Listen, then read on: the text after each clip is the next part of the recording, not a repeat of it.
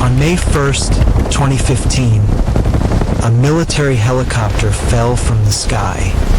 9 officers gone. The man responsible wasn't a president, wasn't a general, and wasn't even in the room. He started with nothing.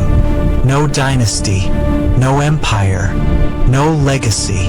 But within 5 years, he built one of the most violent criminal organizations on Earth.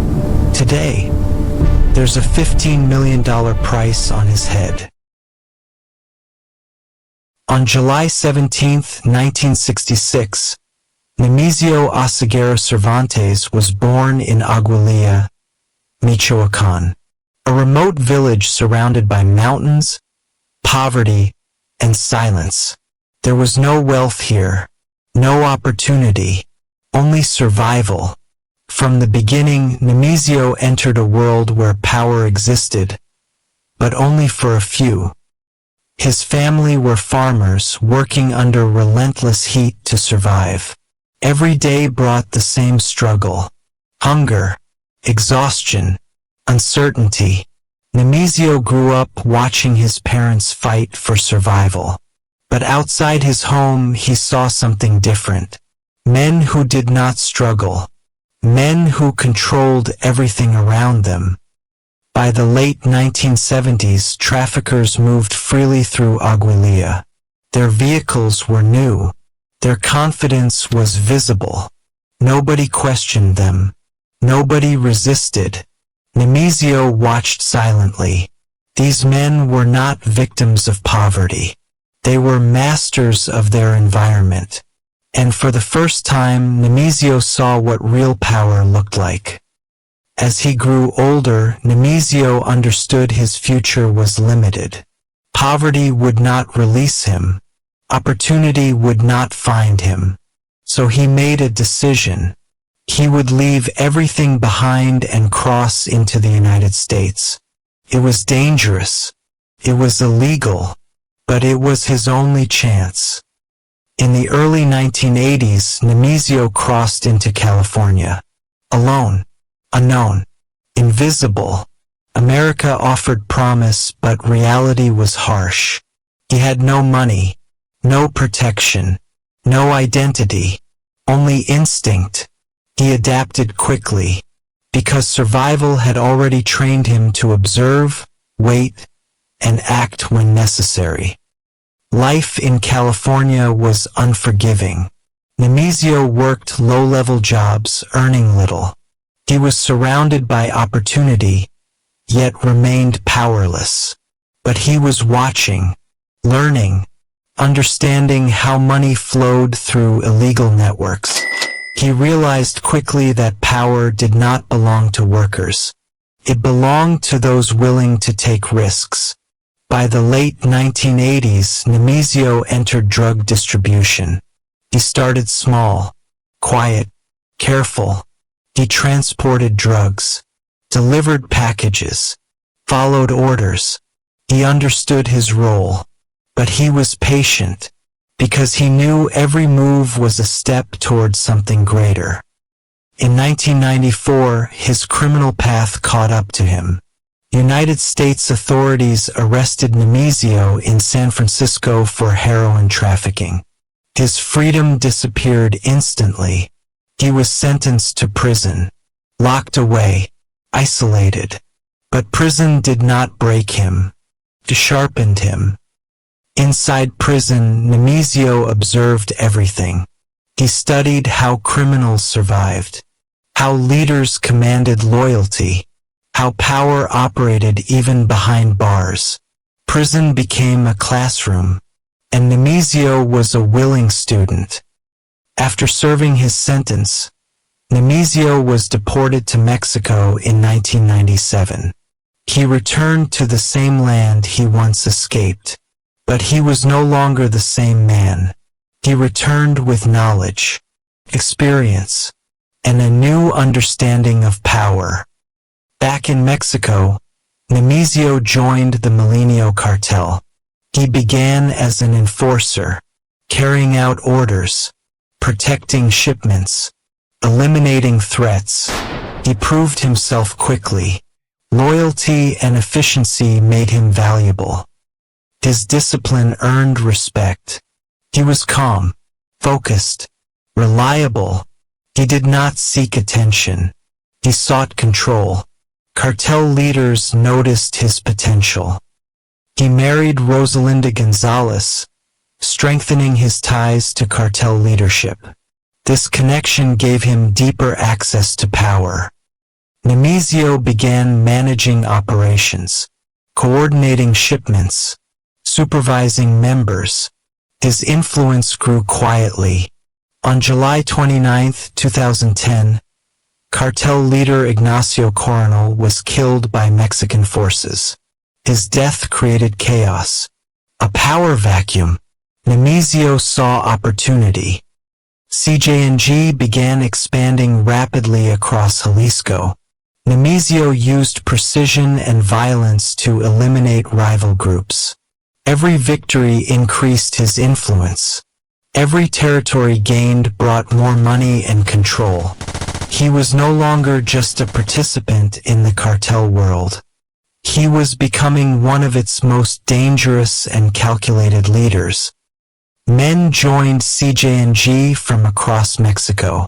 Some were former soldiers. Others were young and desperate for opportunity. Nemesio offered them purpose, money, and protection. In return, they offered loyalty. His army grew stronger every day, and with every new recruit, his power became harder to challenge. CJNG armed themselves with weapons normally used by national armies: assault rifles, armored vehicles, tactical equipment. This was no longer a simple criminal organization. It was becoming a private military force.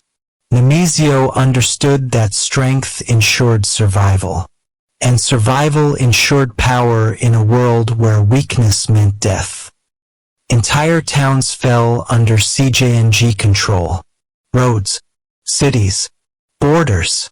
Nothing moved without their knowledge. Nothing happened without their approval. Nemesio had created an empire built on discipline and fear. His authority expanded quietly but relentlessly, reshaping the balance of power across Mexico. CJNG entered open war with rival cartels. Gun battles became common. Violence became routine. Nemesio believed fear was a weapon, and he used it effectively. Each victory removed competition. Each loss was answered with greater force. His dominance was no longer questioned. It was recognized. By 2013, CJNG had become one of Mexico's most powerful criminal organizations. Their operations stretched across multiple states. Their influence reached international borders. Nemesio had transformed CJNG into a force capable of challenging anyone, even the government itself. CJNG expanded drug trafficking into the United States. Methamphetamine became their most profitable product. Shipments crossed borders daily. Millions of dollars flowed back to Mexico. Nemesio had built a system that generated enormous wealth, and wealth gave him the ability to grow even stronger. Authorities estimated CJNG generated billions of dollars annually. Their operations ran with precision. Production, transportation, distribution, every step controlled. Nemesio was no longer just a cartel leader. He was the head of a criminal empire that stretched beyond borders. By 2014, Nemesio Oseguera Cervantes had achieved what few ever could. He rose from poverty to power, from anonymity to global recognition. He had built CJNG into one of the most feared cartels in the world, and his rise was far from over. As CJNG expanded, the Mexican government responded with force. Military convoys entered cartel-controlled territories. Federal operations targeted Nemezio's network. But CJNG was prepared. They had intelligence. They had weapons. And they were willing to confront the state directly, something few cartels had dared to do before. Gun battles between CJNG and Mexican forces became increasingly common. Highways were blocked. Cities were paralyzed. Fear spread quickly. Nemezio had shifted the balance. This was no longer hidden criminal activity. It was open confrontation between organized crime and the government itself. Violence escalated across Jalisco and neighboring states. Explosions, ambushes, public displays of force. CJNG made sure their presence was felt. Nemezio believed dominance required visibility. If rivals and authorities feared retaliation, they would hesitate. And hesitation meant advantage. On May 1, 2015, CJNG executed one of the most shocking attacks in modern cartel history. Using a rocket-propelled grenade, they shot down a Mexican military helicopter. 9 officers were killed. The message was unmistakable. Nemezio was willing to challenge the state directly. The helicopter attack stunned Mexico. It exposed the scale of CJNG's military capability. Nemezio had crossed a line few criminals dared approach. The government intensified its hunt. But instead of retreating, CJNG strengthened its defenses and tightened internal loyalty. After the 2015 attack, Nemezio vanished from public view. He stopped appearing in known locations. Communication became limited. Only trusted insiders had access. He understood that visibility meant vulnerability, and survival required invisibility. The United States government labeled CJNG one of the most dangerous transnational criminal organizations. American authorities began targeting financial networks, supply chains, and distribution routes. Nemezio was no longer a regional threat. He was a global target. In 2018, the U.S. government announced a $10 million reward for information leading to his capture. His face appeared on wanted lists worldwide. Few cartel leaders had ever carried such a price. But Nemezio remained hidden. In 2022, the reward increased to $15 million. It became one of the highest bounties ever offered for a drug trafficker. The pressure intensified. Yet, despite global surveillance and intelligence operations, Mencho was still free. CJNG expanded operations beyond Mexico and the United States. Authorities linked the organization to activities across Europe, Asia, and Latin America. Methamphetamine production reached industrial scale. Nemezio had built a supply chain that crossed continents. CJNG became one of the largest methamphetamine suppliers to the United States. Laboratories operated with efficiency.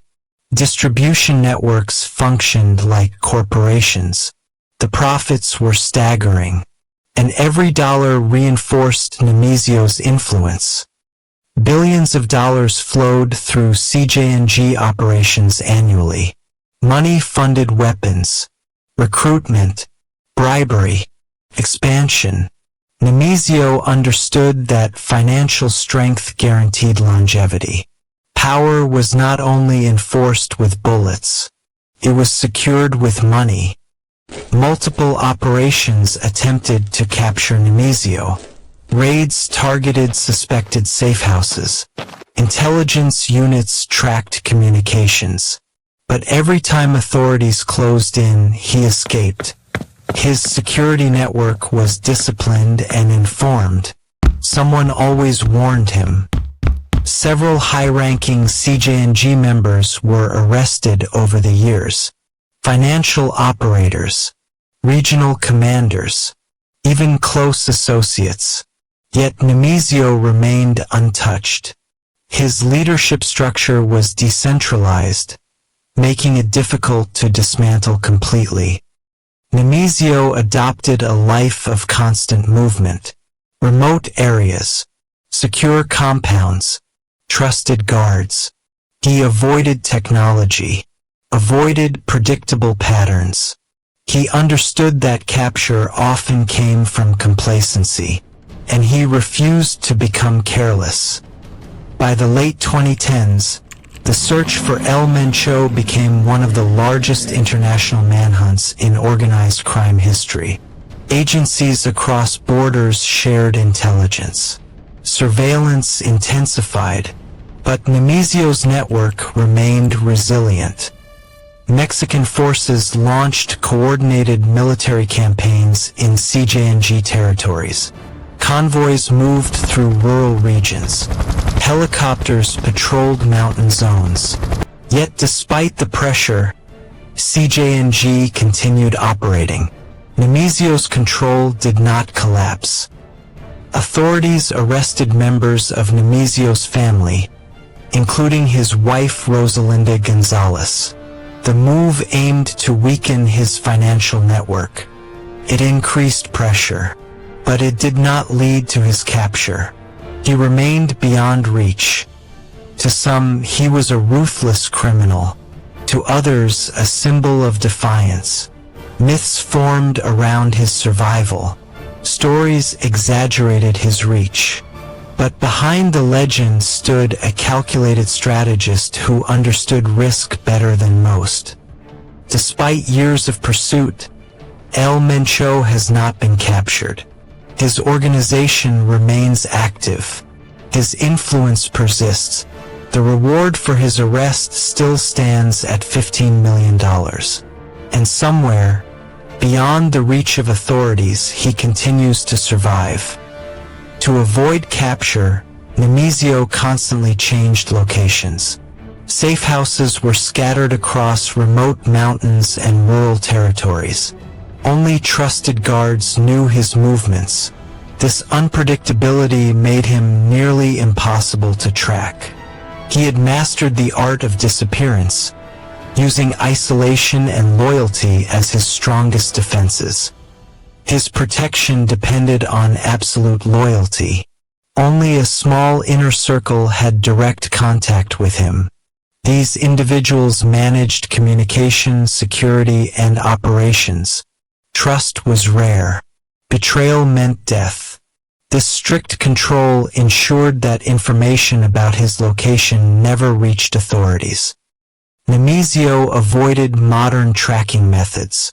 He limited phone usage. He relied on messengers and secure channels. Every precaution reduced risk. Every decision increased survival.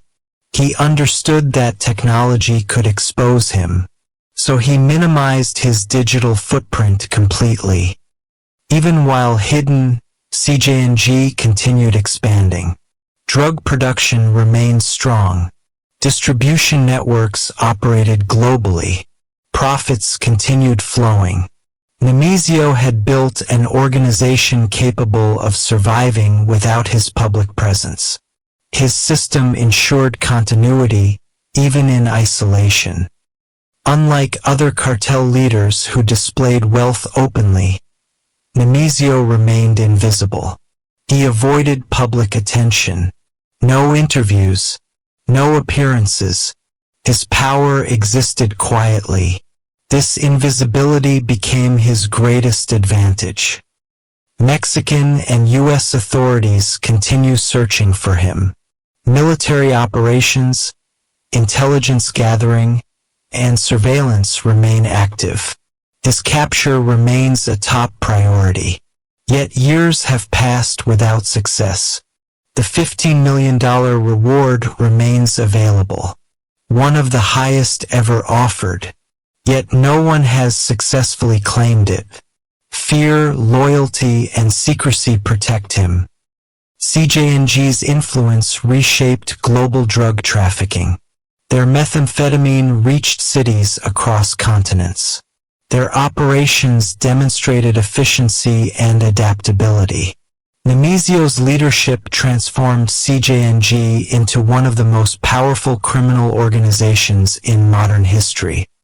Cartel wars left thousands dead, families destroyed, communities destabilized. Violence became part of daily life in many regions.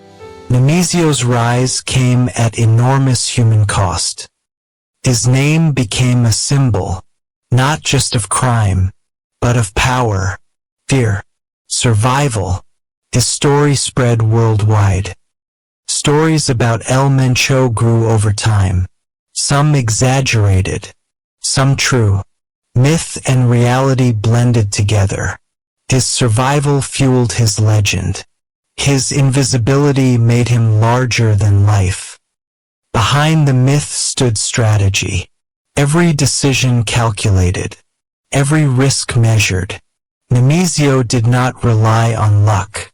He relied on discipline. His greatest achievement was survival. Many cartel leaders were captured or killed. He remained free. Adaptation kept him alive. Authorities continue searching. Intelligence operations remain active. His capture remains possible, but uncertain. Regardless of what happens next, his impact is permanent. He reshaped organized crime structures. He proved power could be built from nothing. He began life in poverty, forgotten, powerless, but he rose beyond those limits. His rise came with consequences, violence, loss, fear. He ruled without a crown, without public presence. His power existed in shadows. Somewhere he remains hidden, watching, waiting. From a poor boy in Michoacan to one of the most wanted men in the world, Nemesio Cervantes built an empire that changed organized crime forever.